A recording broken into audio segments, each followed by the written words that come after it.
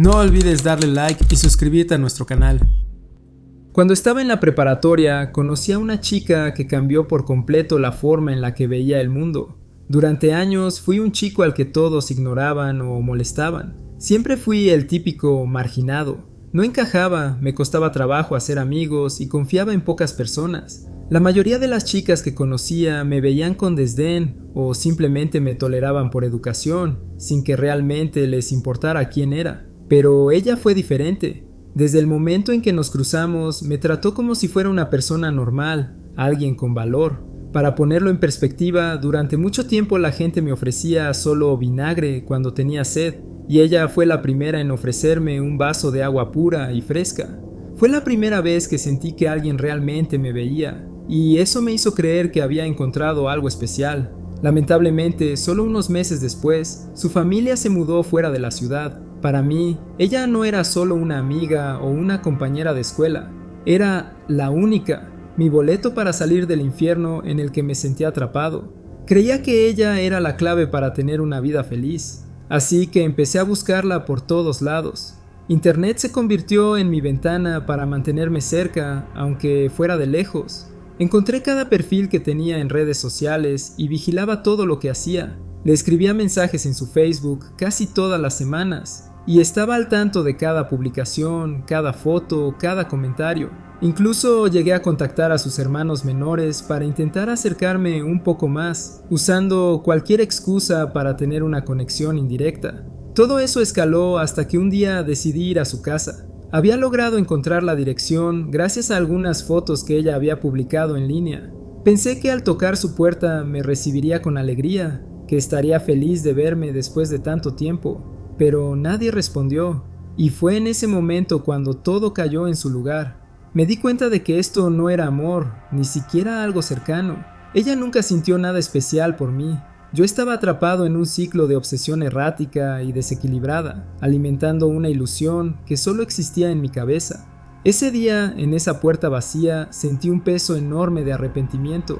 Por años había invadido su espacio, su privacidad, sin entender que estaba haciendo daño más que demostrando cariño. Desde entonces, la única manera que encontré para pedir perdón, aunque no sé si sea suficiente, fue alejarme por completo.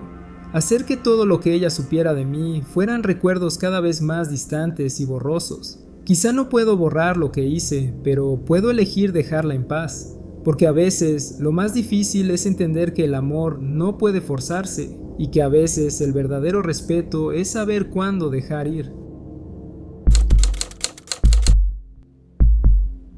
Cuando tenía poco más de 20 años, tuve a mi primer novio serio. Al principio me parecía atento, protector y cariñoso, y yo, que nunca había estado en una relación larga, pensé que eso era lo normal. Él era un poco mayor que yo, lo que en ese momento me hacía sentir segura, como si supiera más de la vida. Yo estaba empezando mi independencia. Tenía un empleo estable, un pequeño apartamento que compartía con una amiga y un grupo reducido de amistades. Todo parecía ir bien, hasta que comencé a notar ciertas actitudes que me incomodaban. Su preocupación por mí empezó a volverse control. Quería saber con quién hablaba, a dónde iba, cuánto tardaba y por qué. Al principio lo tomaba como un exceso de celos, pero con el tiempo se volvió asfixiante. Un día, después de una discusión fuerte en la que intentó revisar mi teléfono sin mi permiso, decidí que no podía seguir así. La ruptura fue un desastre. Él lloró, gritó, me rogó y yo me fui sintiéndome culpable, pero también aliviada. Al principio pensé que lo peor que haría sería enviarme mensajes largos y dramáticos. Y sí, las primeras semanas fueron así, llamadas a cualquier hora, textos interminables y hasta flores y regalos que llegaban a mi trabajo. Pensé que se cansaría. No fue así. Pasaron 6 meses y empecé a verlo por casualidad en lugares donde él no debería estar. Salía del trabajo y lo encontraba esperando en la esquina o me lo cruzaba en el supermercado a kilómetros de donde vivía. Decidí mudarme. No pude dejar mi empleo de inmediato, pero pensé que al menos cambiar de dirección lo alejaría. Me equivoqué. Ese patrón se repitió durante años. Me mudaba cada 6 o 9 meses, cambié de trabajo 2 veces, corté todo contacto en redes sociales y hasta pedí a mis amigos que no subieran fotos mías a internet. Aún así, él siempre aparecía. De alguna manera conseguía mis nuevos números de teléfono, sabía en qué zona vivía y hasta mi horario. Llegué a pensar que alguno de mis amigos lo estaba ayudando o que mi número estaba filtrado en alguna base pública. Con el tiempo, su comportamiento empeoró. No voy a entrar en detalles, pero era cada vez más invasivo y perturbador. Fui varias veces a la policía, pero las respuestas eran siempre tibias. Sin pruebas sólidas no podemos hacer mucho. Vivía en un estado de paranoia constante. Dormía mal, comía poco y mi rendimiento en el trabajo cayó en picada. Finalmente, un año más tarde, después de un par de incidentes especialmente inquietantes, volví a denunciarlo. Esta vez, la policía pareció tomarlo más en serio, pero para entonces yo ya estaba hecha un desastre emocional. Unos 2 meses después de esa última denuncia, me desperté una mañana, hice café y abrí el periódico. Ahí estaba, un artículo sobre un escándalo en la Oficina Nacional de Impuestos. Un grupo de empleados había estado usando sus privilegios para acceder a información personal de manera ilegal, y mi ex aparecía como el principal implicado. En ese momento todo encajó.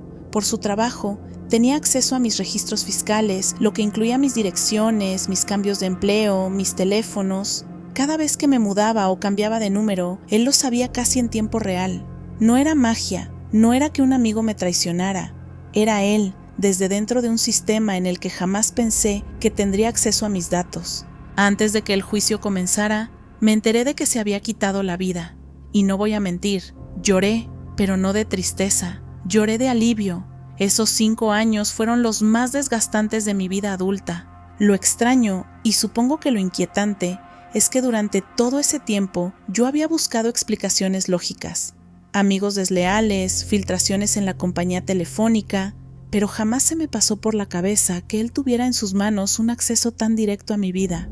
Y aunque todo terminó, esa sensación de que alguien puede saber cada paso que das sin que tú lo sepas, esa todavía no se me quita. Cuando estaba empezando mi carrera en la radio, era un chico de poco más de 20 años, con una apariencia bastante aceptable y una personalidad que a la gente le caía bien. Era uno de esos tipos que disfruta hablar con la gente, escuchar música y tener conversaciones casuales al aire.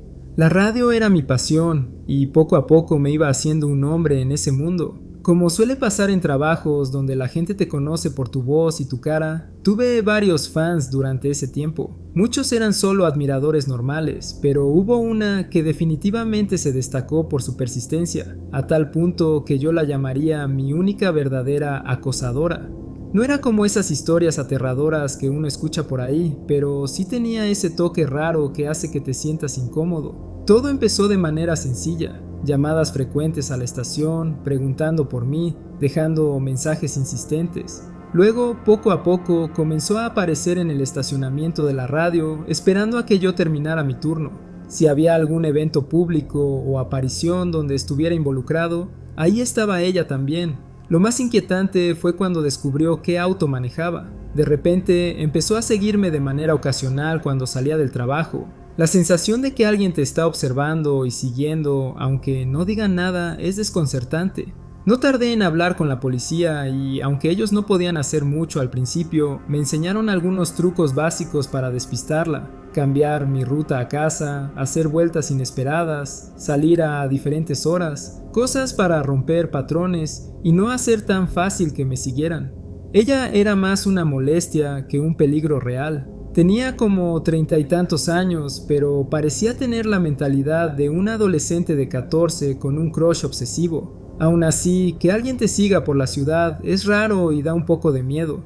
Una noche, después de un turno agotador, estaba tan cansado que apenas prestaba atención a lo que me rodeaba. Ella me siguió hasta el complejo de apartamentos donde vivía. Por suerte, me di cuenta justo a tiempo, antes de llegar a mi edificio. En lugar de entrar, hice una vuelta por todo el complejo, tratando de despistarla. Luego, en vez de ir a mi departamento, empecé a conducir hacia la estación de policía, cruzando casi toda la ciudad. Creo que se dio cuenta de a dónde me dirigía, porque dejó de seguirme 2 cuadras antes de llegar a la comisaría. Afortunadamente, nunca llegó a descubrir exactamente dónde vivía, y, para mi alivio, un día simplemente todo se detuvo. No más llamadas, no más seguimientos, nada.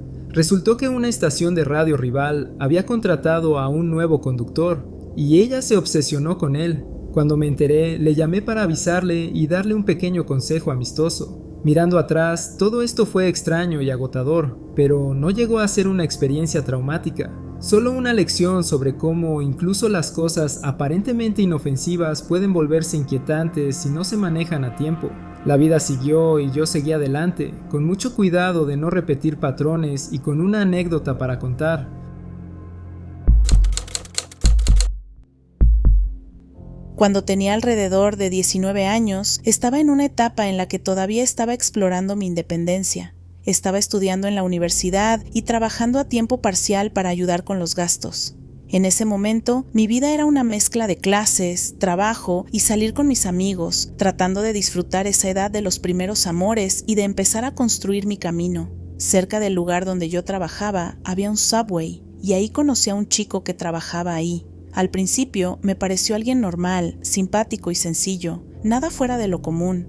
Me invitó a salir y acepté sin pensarlo mucho. Me parecía una buena compañía y la verdad quería salir un poco de la rutina. La primera semana todo parecía ir bien. Teníamos conversaciones, salíamos a tomar algo y me sentía cómoda. Pero las cosas cambiaron rápido, casi demasiado rápido. Apenas una semana después de haber empezado a salir, comenzó a pedirme dinero. Al principio era algo mínimo. Cosas pequeñas como ¿me das $5 para una soda? ¿O ¿me ayudas con la gasolina esta semana? Yo, siendo joven y con poco dinero, lo veía como algo pasajero, como si estuviera teniendo un mal momento. Pero luego las cantidades aumentaron y la frecuencia también. Me empezó a pedir sumas más grandes, unos cientos de dólares para pasar la semana o para arreglar unas cosas. Yo nunca le di un solo centavo. Lo que realmente me empezó a inquietar fue lo rápido que quería que viviéramos juntos. Apenas 2 semanas después de empezar a salir, él ya hablaba de mudarnos juntos, como si todo fuera parte de un plan. Y las cosas extrañas no paraban ahí. Cuando salíamos a lugares públicos, él se comportaba de manera cada vez más rara. Empezaba a gritar o a cantar cosas sin sentido a todo volumen, sin importar si había gente alrededor. Después, cuando yo le preguntaba por qué, él siempre decía que solo estaba divirtiéndose. Pero para mí era incómodo y hasta vergonzoso. Y había algo más, algo que me terminó de preocupar profundamente: mi perro. Siempre ha sido un perro muy dulce, cariñoso con todo el mundo, jamás lo había visto agresivo con nadie. Pero con él fue distinto desde el principio. El perro se ponía en guardia cada vez que él se acercaba, y en varias ocasiones intentó morderlo cuando estaba cerca de mí. Eso fue una señal clara que no podía ignorar. Al final de la segunda semana, decidí terminar la relación. Le hablé por teléfono, lo cual no es lo que suelo hacer en esas situaciones, pero con su comportamiento errático, me sentí insegura de verlo en persona. La reacción de él fue como si todo se le viniera abajo. Explotó, gritó, lloró y me amenazó. Poco después, la situación se salió de control. Empezó a aparecer en mi trabajo hasta el punto que mi jefe tuvo que prohibirle la entrada y algunos compañeros de trabajo me acompañaban a mi coche para asegurarse de que estuviera segura. Lo veía en todos lados, la tienda, la gasolinera, incluso cuando iba al supermercado. Me llegaban mensajes de texto y correos electrónicos raros, con frases como «estamos destinados a estar juntos» o «no puedo vivir sin ti». Lo más inquietante fue una noche cuando apareció en mi casa, en medio de la madrugada. Me llamó desde la puerta y me dijo que saliera. Le dije que se fuera o llamaría a la policía. Se puso a llorar desconsoladamente, casi hiperventilando. Terminé entrando y cerrando todas las puertas con llave. Al día siguiente estaba sola en casa, trabajando en tareas de la universidad cuando escuché ruidos junto a la puerta principal. Pensé que era el perro jugando o quizás el cartero, pero el perro empezó a ladrar y gruñir fuerte. Sonó el timbre y alguien empezó a manipular la manija. Agarré una escoba, que fue lo primero que tuve a mano, y escuché cómo la puerta se abría. El perro intentó morder a esa persona y yo corrí a encerrarme en el baño, gritando que había llamado a la policía. El tipo salió huyendo. Llamé a mi vecino, un exmilitar que vivía enfrente, y vino a revisar que no hubiera nadie más. Mi perro tenía algunos rasguños y cortes, pero estaba bien. Al día siguiente fui a poner una orden de restricción contra él y mi papá se encargó de hablar con su padre para contarle todo lo que estaba pasando. Después de eso, recibí unos cuantos correos más de él, pero nunca volvió a presentarse en mi casa. Por suerte, logré mudarme varias horas lejos y ahora estoy casada y llevo una vida mucho más tranquila. Lo extraño es lo rápido que todo se volvió tan intenso y peligroso, y como alguien que al principio parecía normal, pudo transformarse en una sombra tan constante en mi vida en tan solo 3 semanas. A veces me pregunto qué habría pasado si no hubiera estado tan atenta a esas señales o si hubiera tardado más en cortar todo. En fin, todavía recuerdo esos días con una mezcla de alivio y nerviosismo, como una historia que nunca quisiera repetir. Cuando tenía unos 20 años, estaba en un momento complicado de mi vida. Vivía con mi mamá en una casa pequeña pero acogedora y estaba tratando de construir mi independencia poco a poco. En ese entonces no solía preocuparme demasiado por cosas como cerrar bien la puerta. Sentía que estaba en un lugar seguro, con mi familia cerca y sin imaginar lo que estaba a punto de pasar. Tuve una relación que terminó muy mal con un exnovio. Al principio parecía una persona normal, pero después de la ruptura se convirtió en algo oscuro y aterrador. Empezó a acosarme, pero lo peor no fue solo eso. Una vez filtró fotos mías en ropa interior. Eso, aunque humillante y violento, no fue ni la mitad de lo que llegué a vivir. Una vez estaba sola en casa y decidí darme una ducha sin siquiera asegurarme de cerrar la puerta con llave. No tenía ni la más mínima idea del peligro que estaba a punto de enfrentar. Mientras me duchaba, sentí algo extraño, como una presencia. Cuando salí, lo que más me aterró fue darme cuenta de que había alguien escondido, justo debajo de mi cama. Sabía que no tenía tiempo para correr al baño ni hacer ruido que pudiera alertarlo. En lugar de eso, con las manos temblorosas, tomé el teléfono y marqué al 911. Por suerte, la operadora entendió que no era una broma. Para no ponerme en evidencia ni provocar que el tipo hiciera algo violento, fingí estar hablando con mi mamá. Le dije cosas simples como: «Mamá, ¿estás cerca? Quizás necesito que me recojas algo». Ella, la operadora, me contestaba con calma y yo intentaba disimular para que mi acosador pensara que no estaba sola. Cuando colgué, él salió de debajo de la cama. Intenté no mostrarle miedo, aunque sentía que se me helaba la sangre. Él comenzó a hablarme con esa extraña mezcla de calma y amenaza. «Tenemos que hablar». Yo le respondí que necesitaba tiempo para pensar, tratando de mantener la compostura. Le ofrecí un poco de té para ganar tiempo, deseando con todas mis fuerzas que la policía llegara rápido. Y justo cuando golpearon la puerta, sentí un alivio tan grande que no pude contener las lágrimas. Abrí y casi abracé a los oficiales que habían venido. Mientras yo les contaba lo que había pasado, él insistía en que yo estaba mintiendo. Pero al buscarlo, encontraron un cuchillo escondido en su bolsillo y una pistola Beretta sin licencia. Lo arrestaron por portar armas sin permiso y por allanamiento. Pasó un tiempo en la cárcel estatal y ahora tengo una orden de restricción permanente contra él. Desde entonces, mi vida cambió en muchos sentidos. Nunca más vuelvo a acostarme sin revisar debajo de la cama y asegurarme de que todas las puertas estén cerradas con llave. A veces me sorprendo pensando en lo extraño y aterrador que fue vivir con esa amenaza tan cercana, en un lugar que debería haber sido mi refugio. Antes de terminar este video, queremos darnos la oportunidad de saludar y agradecer a nuestra comunidad de tenebrosos. Valoramos mucho su apoyo. Cada suscriptor, cada comentario, cada like nos motivan a seguir creciendo y mejorando. Ustedes nos dan la oportunidad de hacer algo que nos apasiona y recuerden que si tienen una historia para compartir con nosotros, no olviden enviarla a nuestro correo electrónico que está en la descripción del video. Nos vemos en el próximo universo.